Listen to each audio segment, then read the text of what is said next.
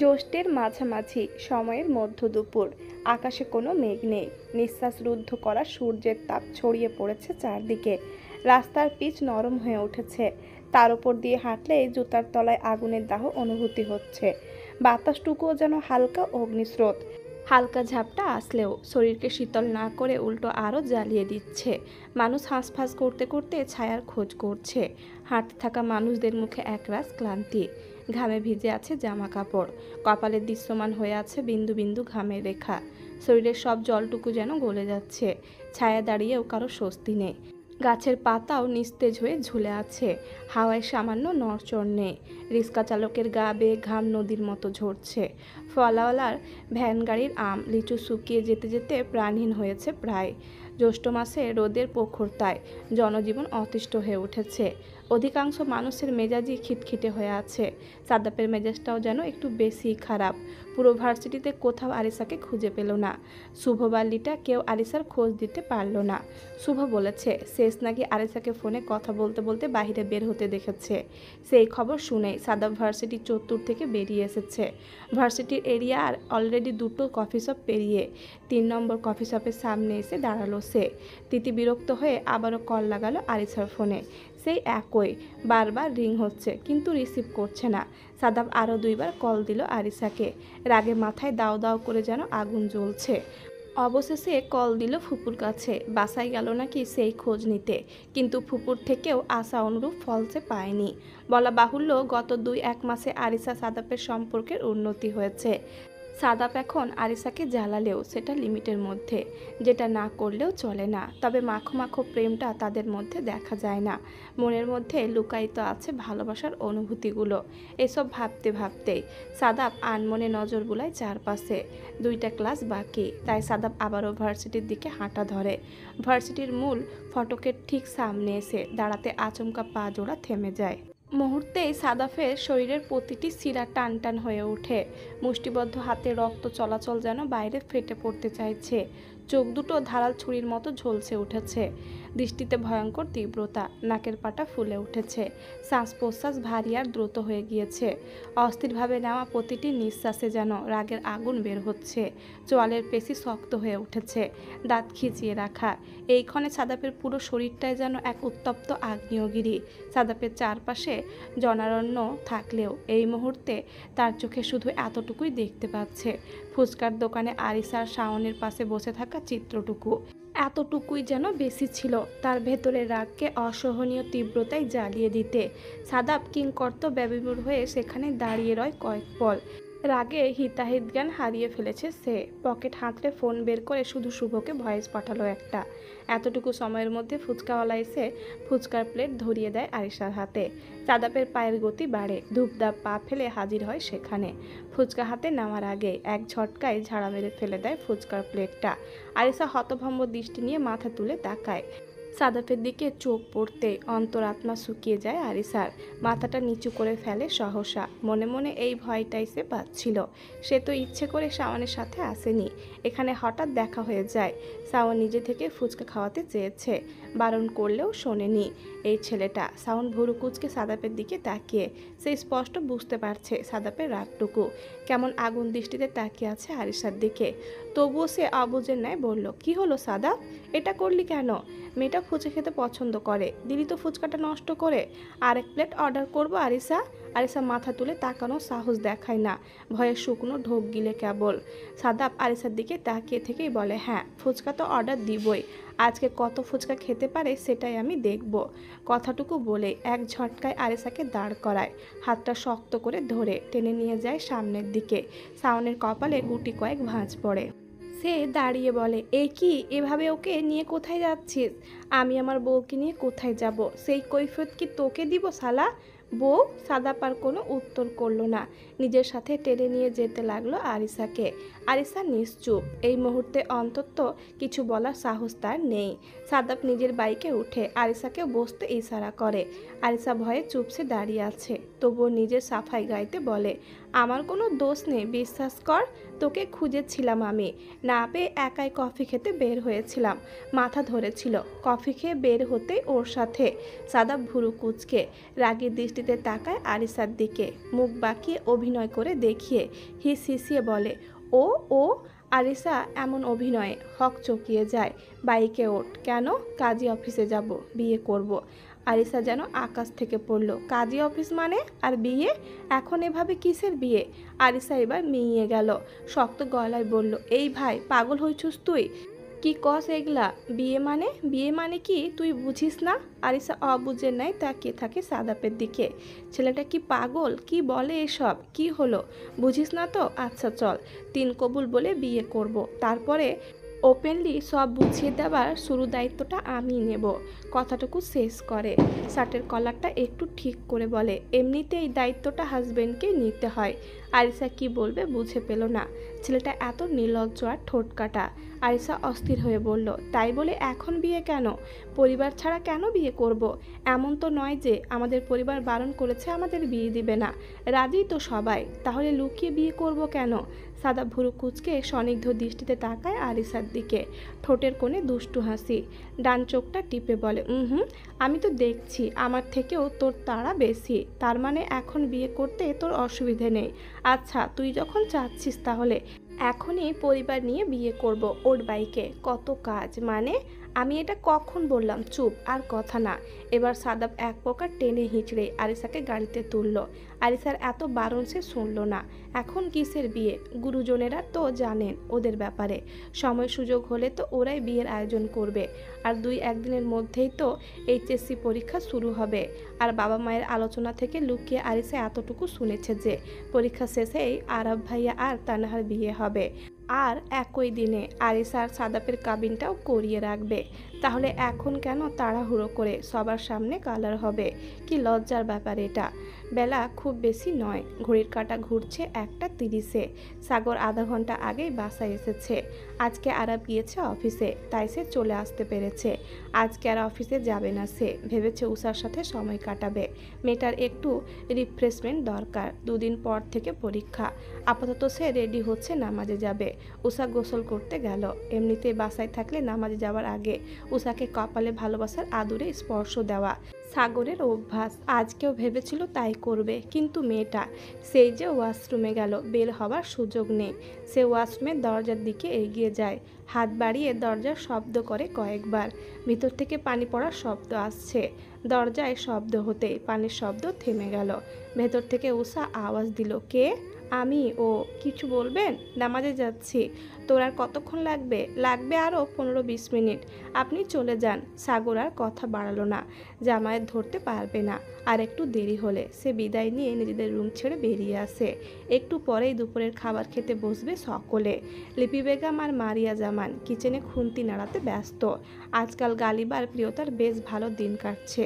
প্রিয়তা এতদিনে এতটুকু বুঝেছে গালিব খুব গোছালো একটা ছেলে, দারুণ ব্যক্তিত্বের অধিকারী, সাপোর্টিভ, বন্ধুসুলভ আচরণ তাকে মুগ্ধ করেছে বারংবার।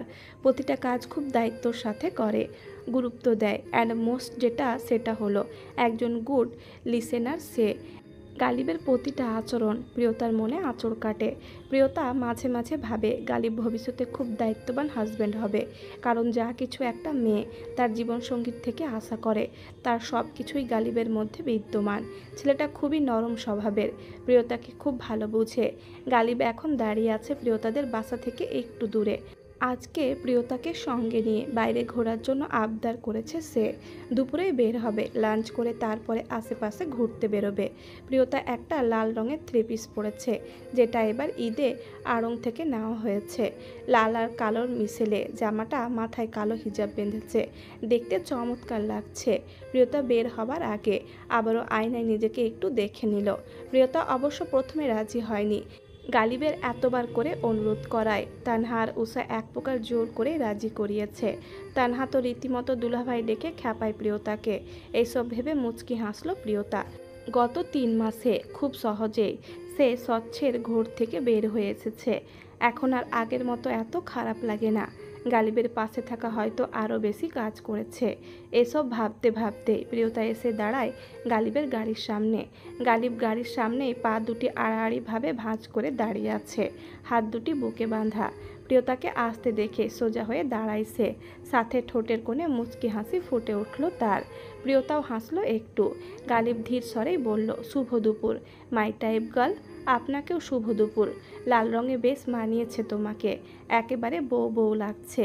ভাগ্যিস মাথায় কালো হিজাব ছিল, নয়তো পুরাই আমার বউ লাগতো। প্রথম কথাটুকু জোরে বললেও শেষের কথাটুকু এতটাই ধীরে বলে যে প্রিয়তা শুনতে পায় না। গালিবের এক দৃষ্টিতে তাকিয়ে থাকা ওকে বিব্রত করছে। প্রিয়তার খুব অস্বস্তি হচ্ছে, এভাবে তাকিয়ে থাকায় লজ্জা পাচ্ছে খুব। লজ্জা এড়াতে প্রিয়তা বারবার হাত দিয়ে হিজাব ঠিক করছে। গালিব বুঝলো প্রিয়তার অস্বস্তি, তার ওপরে এত গরম।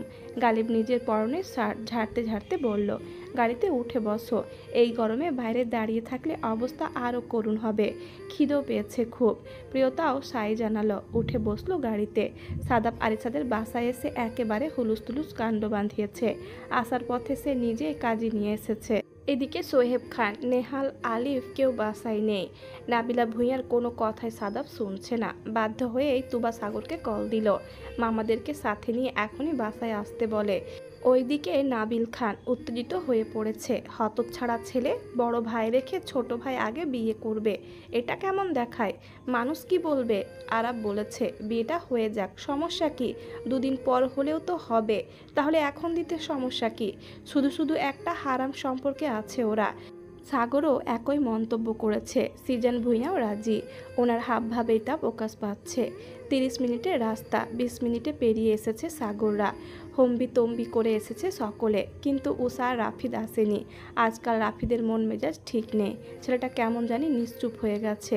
প্রিয় মানুষের কাছ থেকে প্রতারণা মেনে নিতে পারছে না সে, তাই নিজেকে গুটিয়ে রাখছে। ড্রয়িং রুমে পিনপতন নীরবতা, কারো তেমন উদ্বেগ দেখা না গেলেও। নাবিল ভূঁইয়া বেজায় চটে আছেন ছেলের ওপরে। বড় ছেলের আগে কিছুতেই তিনি বিয়েটা দিতে চাচ্ছেন না।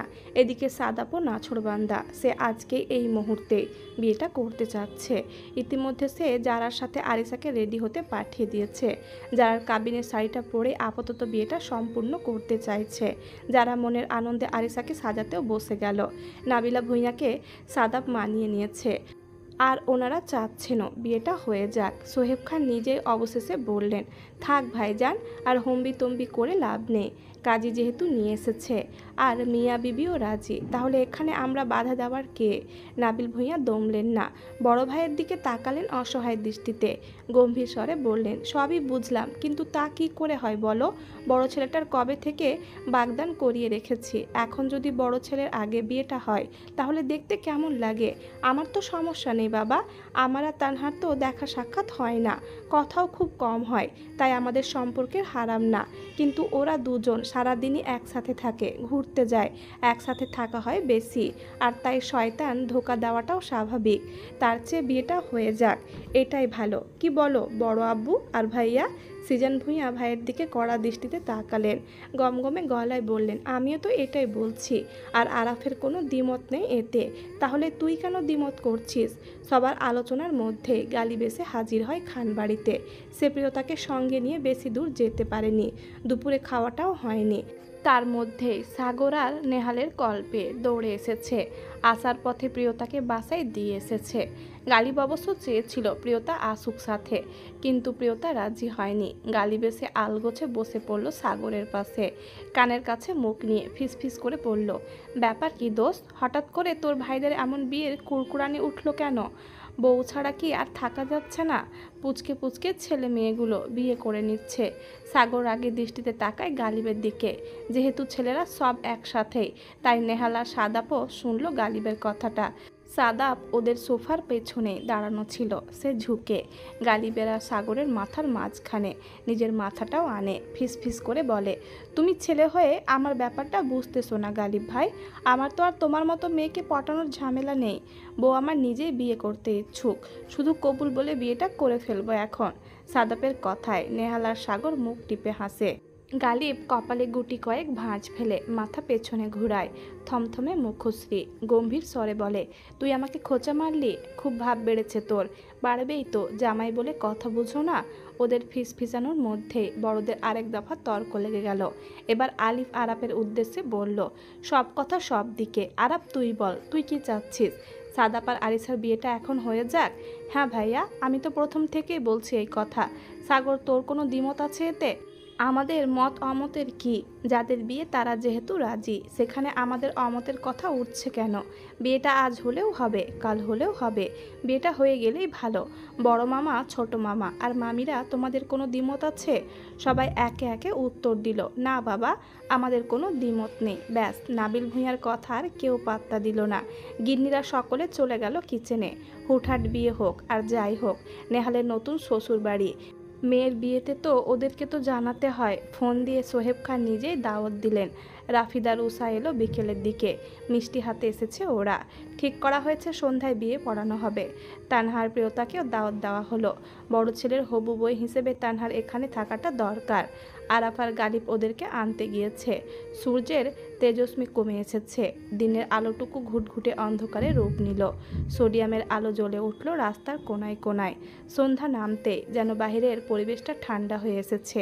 আকাশে মৃদু মেঘের আভাস, বৃষ্টি হবে হবে ভাব। রাফিদ উদাস নয়নে তাকিয়ে থেকে দেখছে সমস্ত কিছুই। আকাশের মতো করে তার নিজের মনেও হাজারো মেঘ জমা হয়েছে। ঈদের পরপরই নুসরাত কানাডায় ব্যাক করে। প্রথম কয়েকদিন যোগাযোগ থাকলেও দিন কয়েক পেরোতে নুসরাতের থেকে রেসপন্স আসা বন্ধ হয়ে গেল। রাফিদ নিজে থেকে ট্রাই করলেও আশা অনুরূপ ফল সে পায়নি।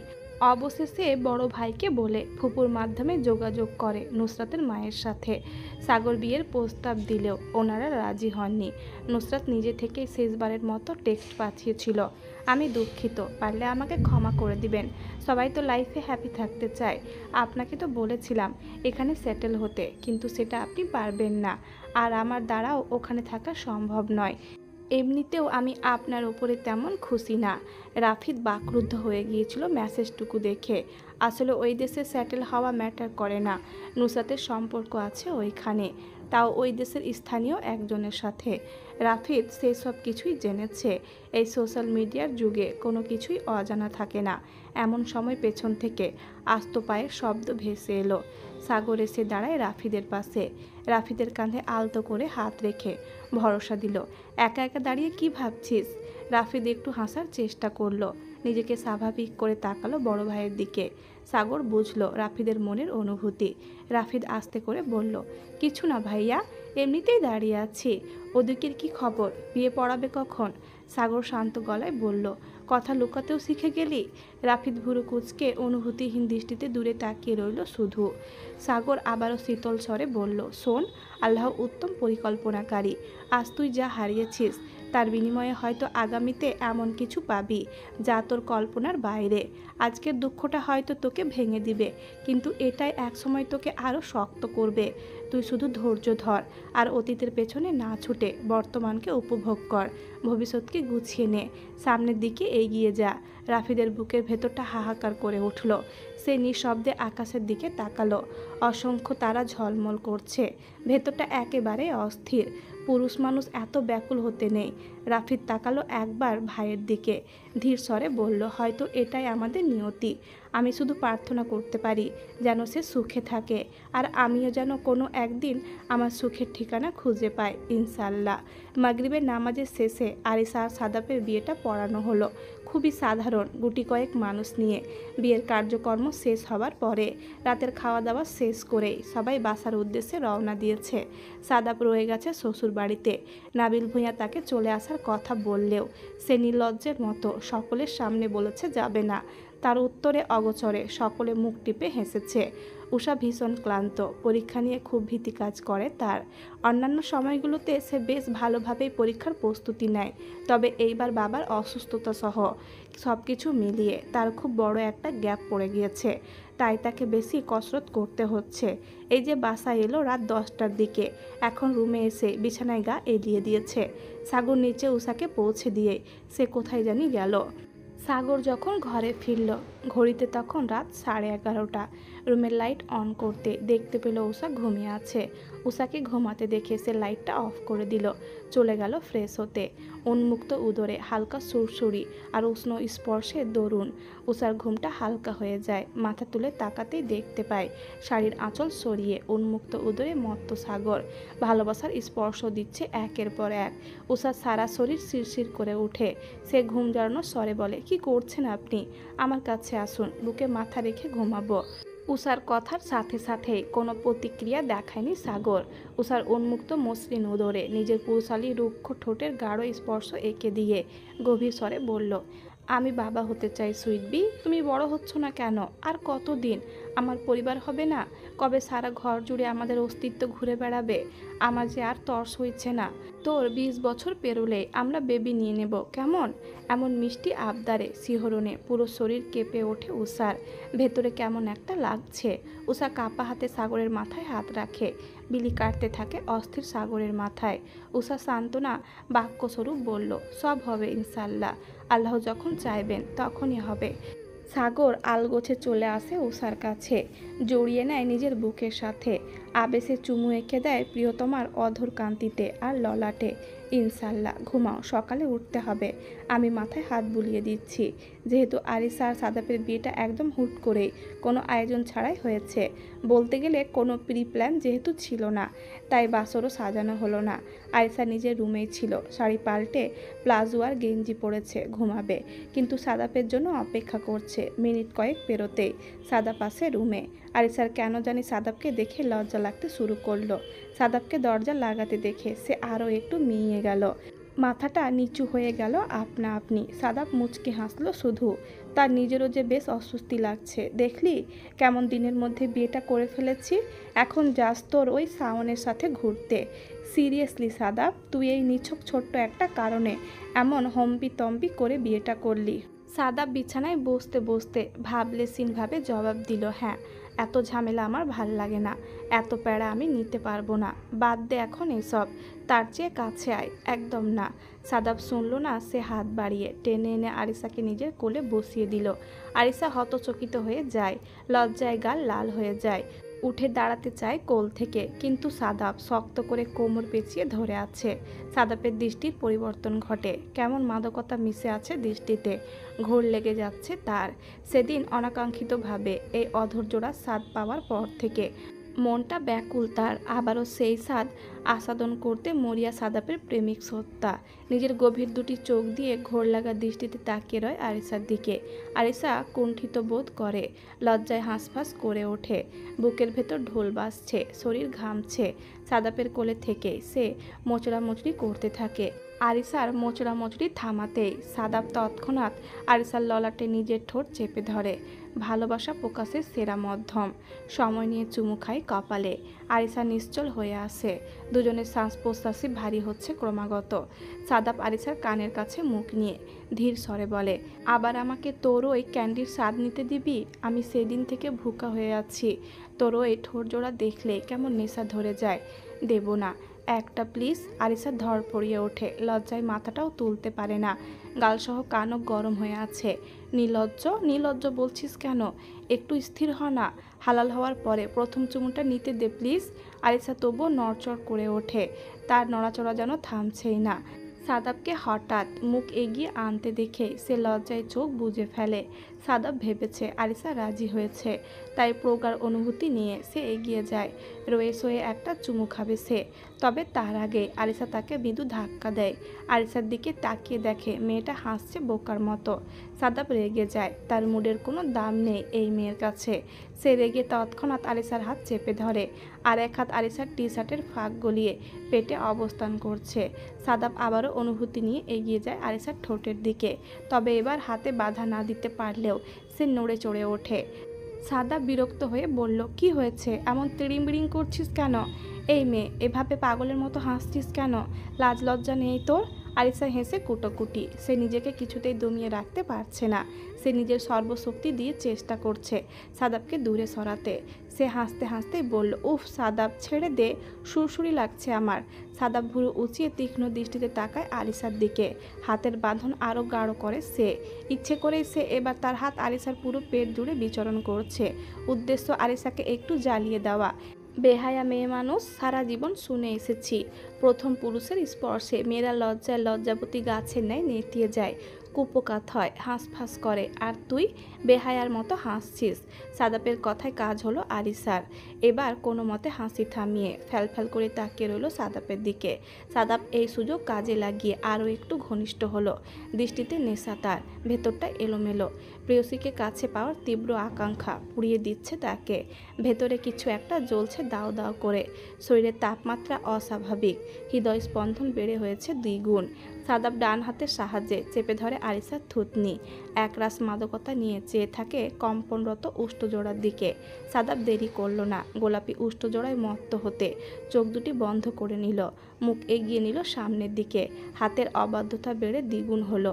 এদিকে হাতের অসহ্য বিচরণ আর শরীরের বিরাজমান সুরসুরির জন্য এমন সুখকর মুহূর্ত আরিসা অনুভব করতে পারল না।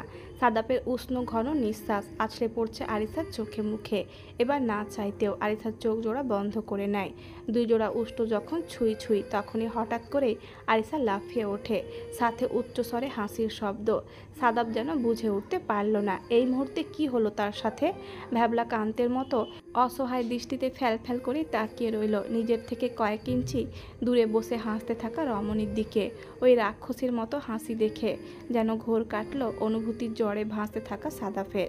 রাগে সারা শরীর কিড়মিড়িয়ে উঠল। এভাবে তার মুডের 12টা বাজালো এই পিচাসিনী। চক্ষু দুটি অস্বাভাবিকভাবে লাল হয়ে উঠল। রাগে হিতাহিত জ্ঞান শূন্য হয়ে কোষে লাথি বসালো বেডসাইড টেবিলে। হুড়মুড়িয়ে বেরিয়ে গেল রুমের দরজা খুলে। আরিসা হাসি থামিয়ে অবাক দৃষ্টিতে তাকিয়ে রইল শুধু সাদাপের যাওয়ার পানে। এভাবে চলে গেল কেন ভাবতে আবারও কিটকিটিয়ে হেসে উঠল। সে রাতে আর সাদাপ রইল না নববিবাহিত স্ত্রীর সাথে। ঘর থেকে বেরিয়ে চলে আসে বাড়ির উদ্দেশ্যে। সকলে কত জোরাজোরি করলো, সে শুনলই না। আরিসা শুধু ভ্যাবলার মতো তাকিয়ে তার অভিনয় দেখেছে।